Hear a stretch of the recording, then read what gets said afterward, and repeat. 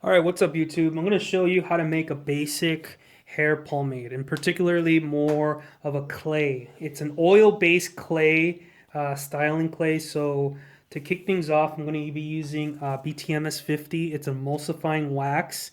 It's a conditioning emulsifier. This one is really gonna, be really great for the hair. It keeps your hair very soft. It keeps it very conditioned.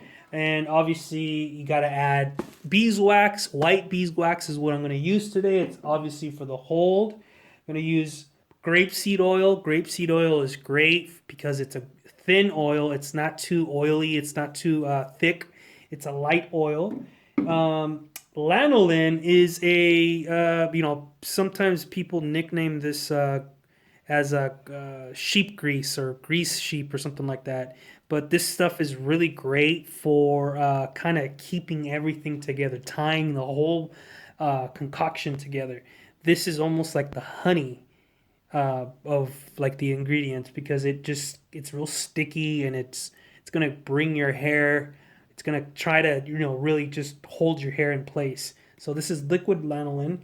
Yes, I know it is greasy, but with the addition of clay, that's what's going to cut back on that grease.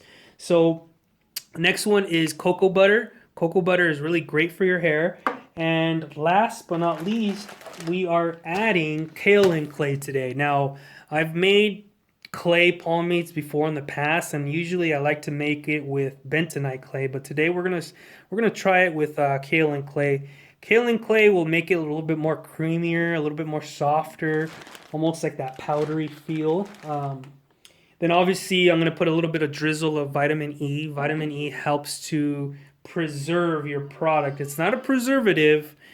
You don't need a preservative since this is going to be an oil-based clay pomade. There's no water in this whatsoever, so you do not need a preservative. All I'm doing with adding vitamin E is just to help keep it all fresh. It helps with the longevity of your product. So let's start this off with some emulsifying wax. We're going to use units of grams, and like I said before in my other videos, grams are a great way to weigh your product, your ingredients. You don't want to use ounces, you don't want to use volume because volume is all different. I'd rather stick to the metric system. It's way easier. So we're going to use 6 grams of emulsifying wax, BTMS 50. So 6 grams. Just get, oop, a little too much. My hands are very, very clean. I wash them and I spray them with alcohol. Reason being is because I really want to keep a very clean station. That's very important. So obviously 6 grams. Next one up is beeswax. Beeswax, I'm going to add 7 grams. This time around, I would typically use 4 grams, but today I want to make a really strong hold because lately with the 4 grams, just wasn't really cutting it. So we're going to do, oops, let's tear this. So we're going to do 7 grams.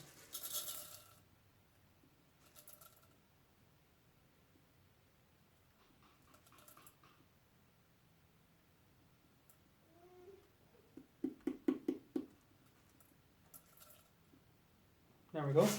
So we got 7 grams there. And so I have thin hair. So something like a clay pomade matte finish, that is something ideal for me. Because if you do have thin hair or if it's thinning, it's you definitely don't want nothing that's real shiny, something that's really gonna, just break apart. I just I don't like that. Anybody that has thin hair, you really, really gotta consider a matte, anything that's matte or anything that's a clay, a styling clay. So the next one is grapeseed oil. Grapeseed oil, we're going to use 10 grams. 10 grams, boom. That was quick. I'm going to start off my stove here. I put it right above warm. The reason being is because I don't want to go higher than 160 degrees. I want to keep it consistent. Okay, so next one up is lanolin. Lanolin, we're going to use 1 gram. So like I said, I mean, this is greasy. It is pretty oily, but it is sticky. Look at how viscous it is. So we're going to use 1 gram of this stuff.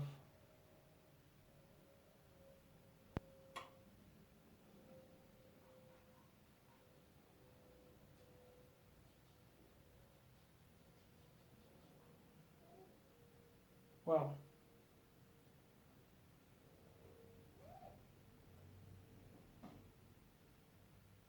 I think that's enough.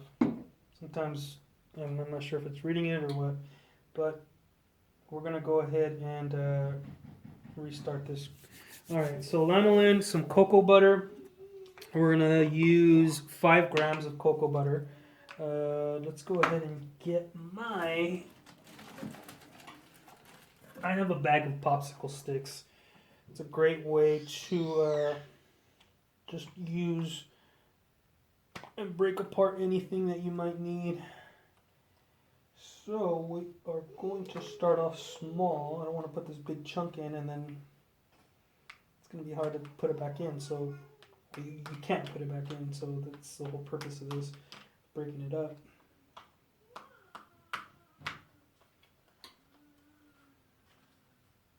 So we're going to put this whole chunk in. So that's 6 grams. All right, that's all right. Oh, actually, it's 4 grams.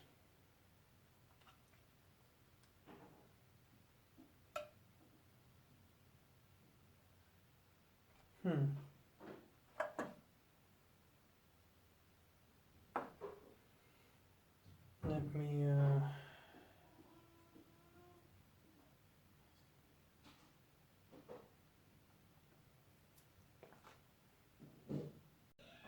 All right, so we got the cocoa butter in there. We got 5 grams of that. And see, this is how the cocoa butter looks. It's solid. Smells just like chocolate.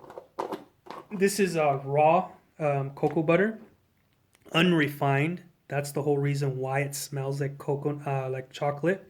You can get this, refined, and you'll have this, pretty much the same properties, but minus the scent. If you don't want the scent of chocolate, you can definitely get refined. Next one will be vitamin E. So actually, let's just go ahead and pop this into our double boiler here, just to get it started already. This way we don't waste too much time. Vitamin E we'll add towards the end. You don't want to, since this is going to be almost like not a preservative, I don't want to use that word, but it's going to help just, keep your product fresh. You don't want to burn this, or, if you add it in here and it just gets too hot, you'll lose the properties of the vitamin E. So we'll add that at the end. Let's go ahead and add our hydrogenated castor oil. It's basically castor jelly. I get it from Essential Wholesale and Labs. It has castor oil, and it has, like I said, hydrogenated castor oil. It's a little bit different than castor oil because it's, it's a little bit thicker and it's processed differently. And this is a really great stuff because it really helps just bind everything together. So we're gonna use our small scale here. This measures in increments of 0.5, and it's a little bit more accurate. So we're gonna go ahead and tear this. We're gonna need 13 grams of this castor jelly. Look at that. 13.7. Perfect. So I'm gonna get this stuff and just put it right in there. So there it is.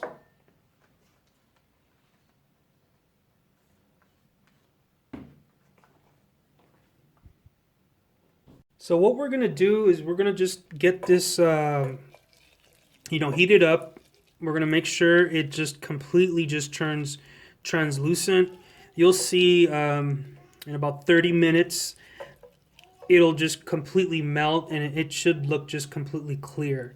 Once it gets to that point, once everything melts completely, we are going to keep it at that temperature for about 20 minutes. It's really important to have temperature control.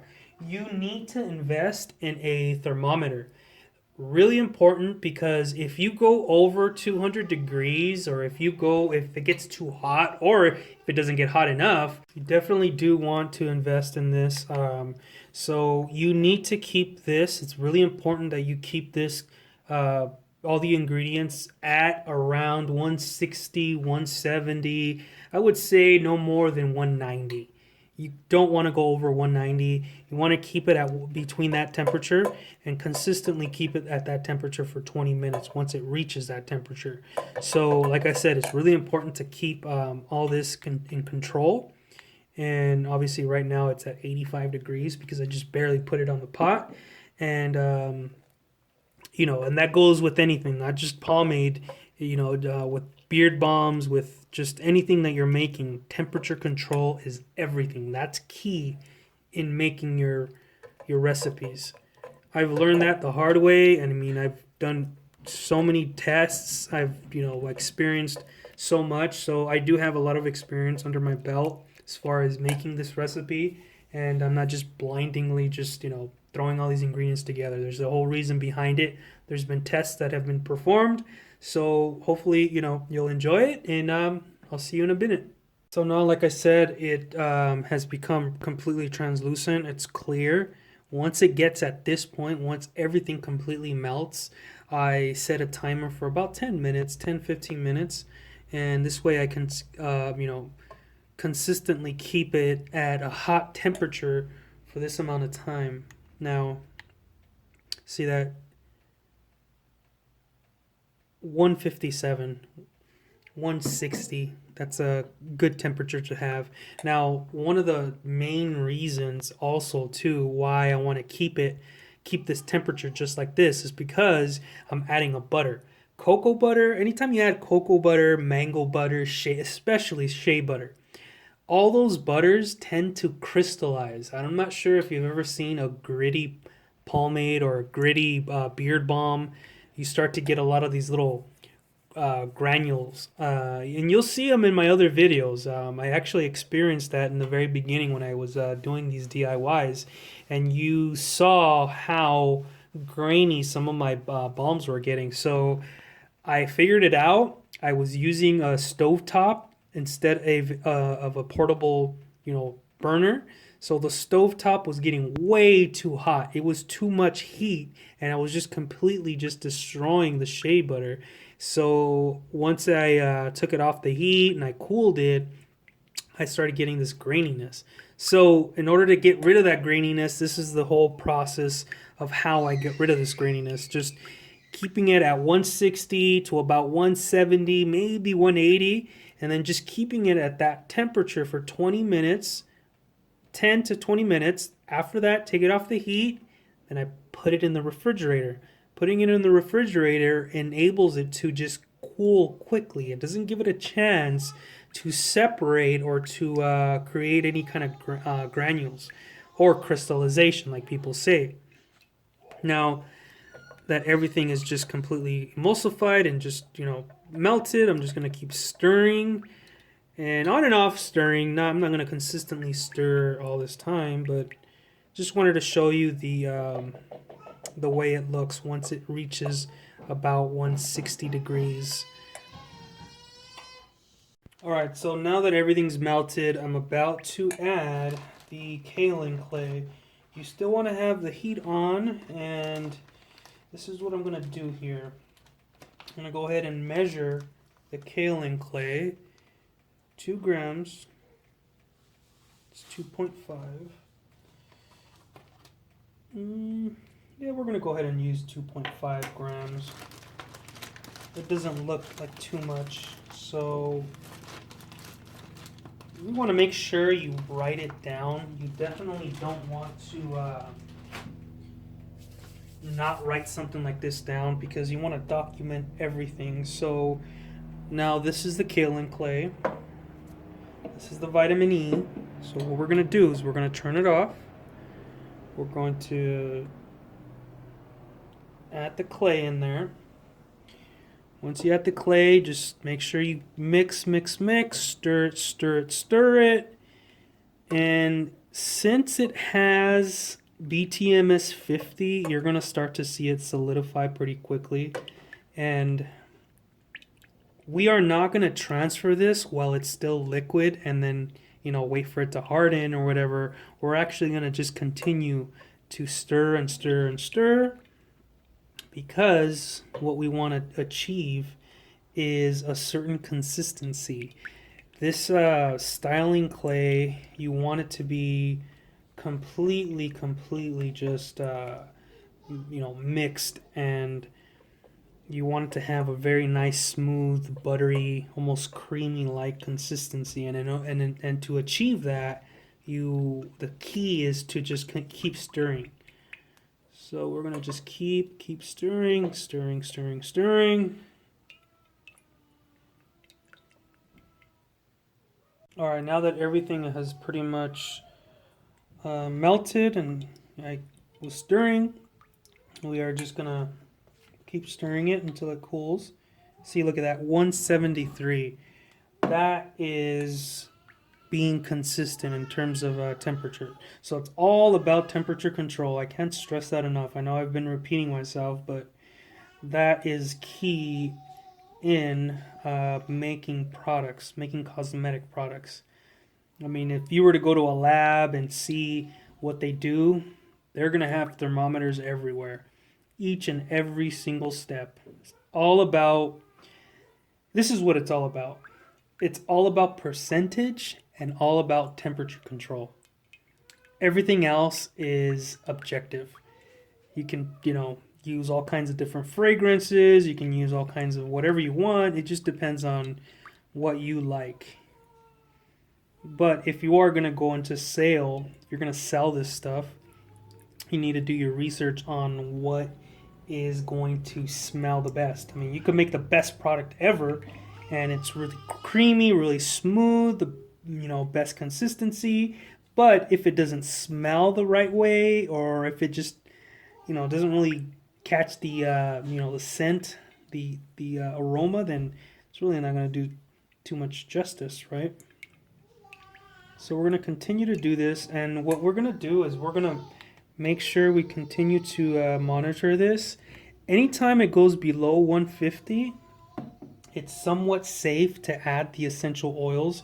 You definitely don't want to add the essential oils when this is piping hot. Now what I'm going to do now is actually add the drizzle of the vitamin E. Just that much, not too much.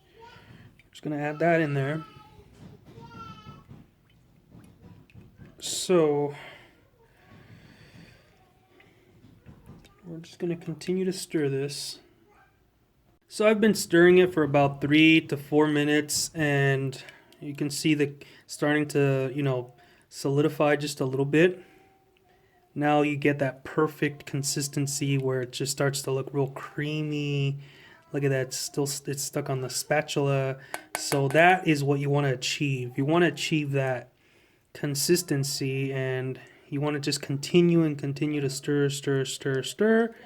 And reason being is because you want it to be very creamy, very, very creamy. So at this point, it has cooled enough for me to add the essential oils. See, it's 119. Oh yeah. So what we're gonna do today, we are going to use peppermint, eucalyptus, frankincense, and myrrh. Now, with peppermint, we're gonna go ahead and add 2 drops. Peppermint's pretty strong.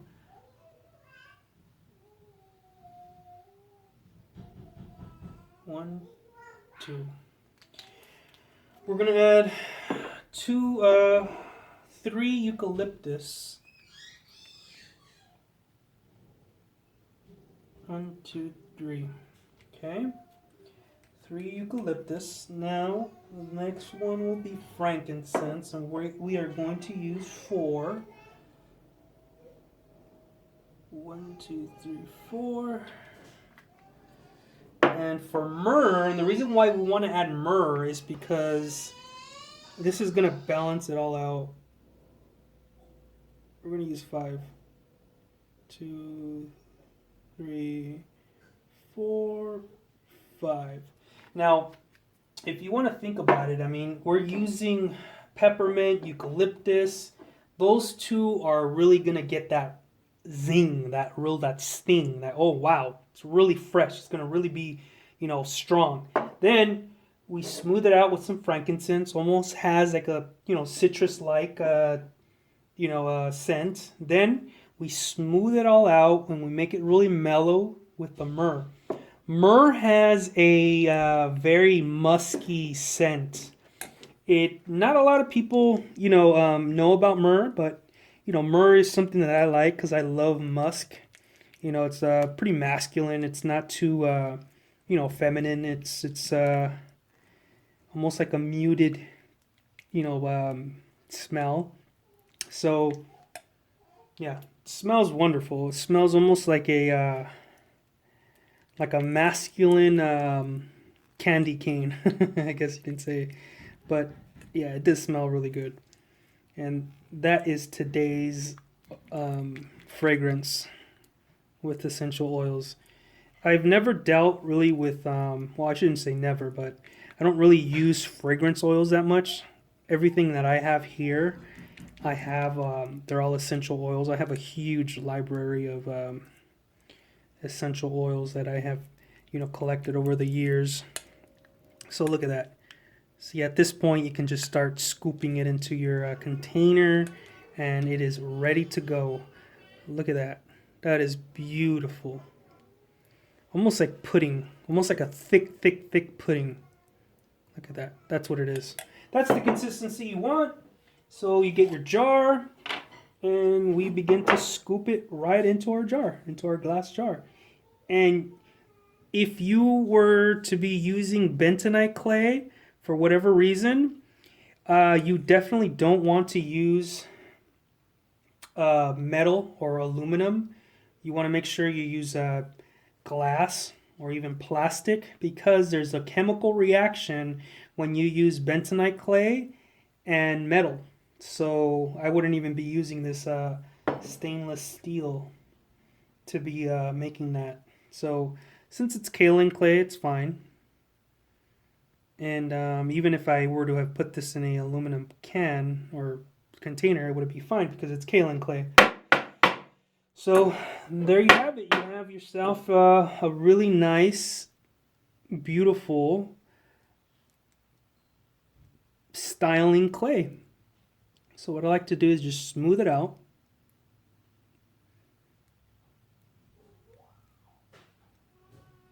Yeah.